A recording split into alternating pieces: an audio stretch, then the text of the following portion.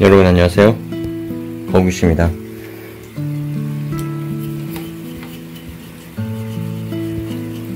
요새 날씨가 너무 덥죠? 진짜로 정말로 찜통입니다. 진짜 30도는 기본이고 이제 35도 40도가 오늘 넘었어요.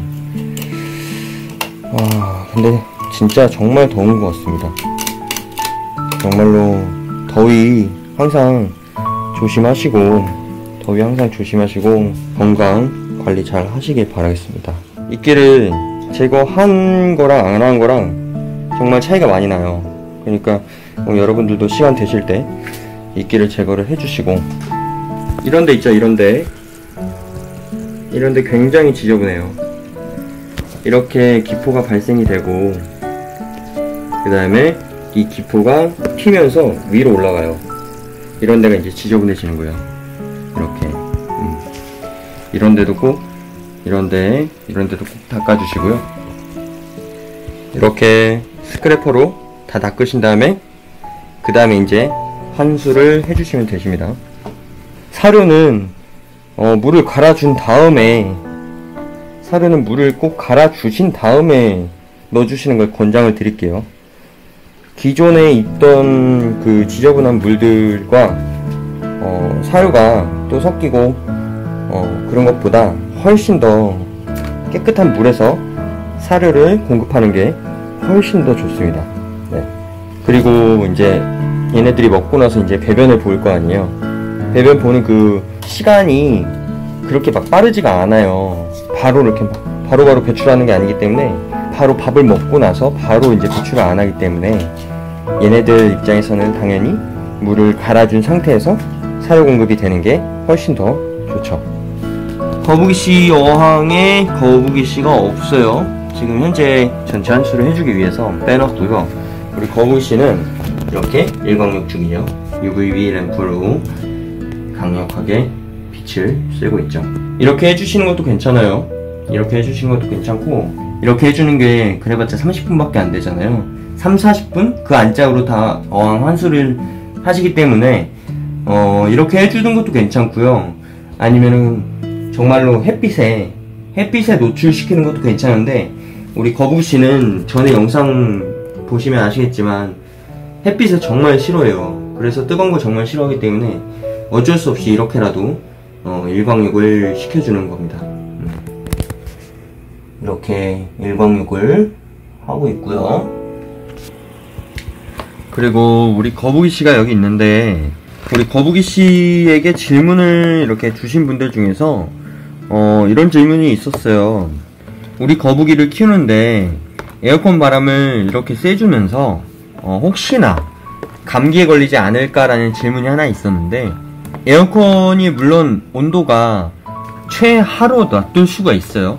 그리고 냉방을 계속 가동하다 보면은 집안의 온도가 정말로 무슨 한 23도, 2도까지 낮아져요. 더 추운 데는 20도까지도 낮추시는 분들이 분명히 계시는데, 확률은 있을 것 같아요. 물론 이게 테스트도 해봐야 되고 여러가지 환경적인 요인도 있겠지만, 기본적으로 거북이들이 감기가 온다는 건요, 기온과 수온의 온도가 전혀 다른 거예요. 완전히 갭 차이가 많이 나는 거죠. 갭 차이가 많이 나고, 그 갭 차이라는 게 물론 2-3도 내에서는 크게 차이가 없을 수 있어요. 그렇지만 조금 한 5도 내지 한 7도 그 정도 차이가 만약에 돼버린다, 예를 들어서 물속의 온도가 물 온도가 에어컨을 키면 조금 낮아지긴 하거든요. 저 역시도 28도를 유지를 하다가 에어컨을 키면은 27도, 26.8도 이렇게 내려가요. 그런데도 불구하고 기온과 수온 차이가 많이 난다, 만약에, 그러면은 문제가 있을 수 있는 거죠. 우리 거북이들이 물론 변온동물이에요. 변온동물이긴 한데, 그 온도에 맞게끔 조금 자기 자신의 몸을 조금씩 이렇게 유지를 하려고 하는 거죠. 그런데 너무나 차이가 많이 나버리면은 얘네들도 좀 적응하는데 시간도 걸리고, 그러면서 수온 차이나 기온 차이가 조금 있다 그러면은 얘네들 입장에서는 몸 상태가 안 좋아질 확률이 높은 거죠. 거북이들이 뭐 갑자기 폐렴이 오진 않죠. 갑자기 폐렴이 오진 않고 대부분이 그래요. 물속의 온도 그런 것들이 차이가 있을 때 거북이들이 콧물이나 아니면은 몸 상태가 안 좋아진다든지 그런 것들이 있는 거죠. 그래서 점점 시간이 가면 갈수록 먹이 반응이 떨어지고 컨디션도 최악이 되는 거죠. 그런데 물론 저 역시도 에어컨을 계속해서 가동을 해요. 그렇지만 그렇다고 해서 얘가 지금 갑작스럽게 뭐 감기가 걸리진 않거든요. 왜냐면 그렇게 되기까지의 과정이 있잖아요. 그 과정 동안 체크는 계속해서 해야 되는 거고, 그게 조금씩 이 거북이가 감기가 한 번에 갑자기 오진 않으니까 계속해서 뭔가 몸 상태가 안 좋아진다는 그 신호를 보낼 거예요, 분명히. 그런 것들을 꼭 체크를 하셔서 먼저 체크가 돼야 되는 게 제일 중요한 것 같아요. 갑자기 무슨 아파요, 갑자기 그런 건 없는 것 같아요. 제가 경험해본 바로는. 갑작스럽게 나타나는 거는 뭐 사고죠. 뭔가 문제가 생겼거나 갑작스럽게 폐렴이나 감기, 뭐 콧물, 그 다음에 눈병 이런 것들은 어떤 환경에 의해서 이제 나타나는 거거든요. 대부분의 거북이를 뭐 잘 키우시겠지만 조금이나마 그런 부분들이 체크가 되셨으면 좋겠어요. 뭐 수질이나 수온 온도 갭 차이가 많이 나지는 않아야겠지만 어쩔 수 없이 나야 된다 하면은 뭐 예를 들어서 어항이 있잖아요. 그러면은 어항 뭐 뚜껑이라든지 아니면 뭔가 좀 온도 조절할 수 있는 것들을 좀 설치를 해주셨으면 좋겠어요. 찬바람이 너무 많이 분다 그러면 정말 뚜껑 덮으세요. 조금의 그런 여유만 놔두고 덮으셔도 돼요. 그 안에 습기가 엄청 차거든요. 그래서 뭐 여기 주변에 막 이렇게 뭔가 쌓여요. 습해져요 여기가. 본가의 커먼 머스크들이 해칠링 때 그렇게 제가 이제 키웠거든요. 그런데 여러가지 방법이 있으니까 꼭 뭔가 한 가지로만 생각을 안 하셨으면 좋겠어요. 얘를 키우는 거는 정말로 이것도 있고 저것도 있고 뭐 다른 방식도 있고 여러 가지 한 3-4가지가 있고 하니까 꼭 그거 한 가지만이 아니라 다른 것들도 한번 생각을 해보시고 거북이들이 질병이 왜 오는지에 대해서 한번 생각을 해보시는 것도 좋을 것 같아요. 그리고 두 번째는 우리 거북이들의 사료에 대해서 한번 얘기를 해보려고 하는데, 그 사료를 주실 때 뭐 많이 주시는 분들도 있고 적게 주시는 분들도 분명히 계실 거예요. 많이 주신 분들 중에서 몇 번을 줘야 되고 뭐 시간대도 언제 줘야 되고, 그 다음에 매일 사료를 급여를 해줘야 됩니까? 아니면은 뭐 일주일에 몇 번을 사료를 해줘야 됩니까? 뭐 하루에 몇 번씩을 줘야 됩니까? 이런 질문들이 몇 개씩 있는데, 제가 한번 생각을 해봤는데, 우리 거북이를 키우는데 얘의 경우에, 이 거북이 씨의 경우에 하루에 아침에 평일 기준으로 아침에 8시에서 8시 반 사이에 사료를 주고요. 그 사료의 양은 딱 1분에서 1분 30초 내지 먹을 양만 주고요. 그런 거는 한번 테스트를 해보는 게 좋고요. 그 다음에 저녁에는 제가 퇴근을 해야지만 줘요. 퇴근을 못하면은 얘도 밥을 못 먹어요. 그렇기 때문에 대략적으로 한 9시에서 10시 반? 요즘엔 그렇고요. 그럴 때 이제 한 번씩 주고 딱 2번 주는 거죠. 그래서 거북이의 사료가 과다하게 공급될 필요가 없어요, 사실. 굳이 우리 집 거북이가 달라고 난리를 쳐요. 우리 거북이 씨도 그러거든요.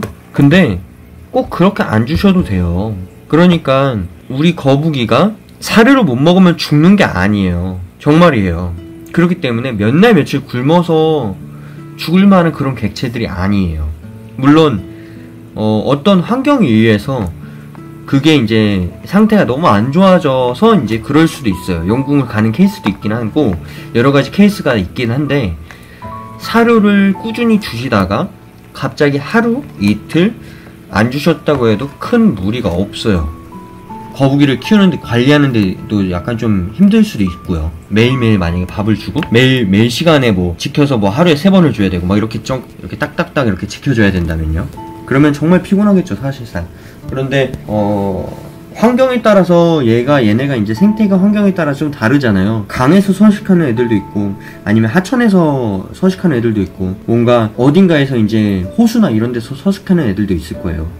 그런 거에 따라서 먹이가 잡히거나 안 잡히는 케이스도 있을 거고 못 먹는 케이스도 있어요. 그런데 그거를 하루에 3번, 2번씩, 지난번 영상에도 제가 한번 공유를 해드렸었는데, 하루에 3번, 2번씩 꼭 그렇게 먹는 친구도 있겠지만 못 먹는 친구들이 대부분일 거예요. 영양 공급을 과도하게 하실 필요가 없다는 거예요, 저는. 우리 거북이를 키우는 데 있어서 물론 사료 중요하죠. 사료를 매일매일 공급하는 것도 중요하고 매 시간마다 공급을 하는 것도 중요한데, 저는 이제 제가 추천드리는 그 사료 공급의 방식은 일주일에 매일매일 줘요. 매일매일 주는데 딱 하루 금요일날만 안 줘요. 금요일날에 뭐 아침이 됐건 저녁이 됐건 안 준단 말이에요. 한 끼는 굶어요, 얘네가. 그래서 구피도 그렇고 우리 위에 있는 구피들, 구피 위에 있는 구피 친구들도 이제 굶고요. 그 다음에 얘네들도 굶어요. 얘도 굶어요. 그래서 하루 정도는 제가 이제 안 주는 편이고요. 그 다음에 6일은 아침 저녁으로 해서 2번 주고요.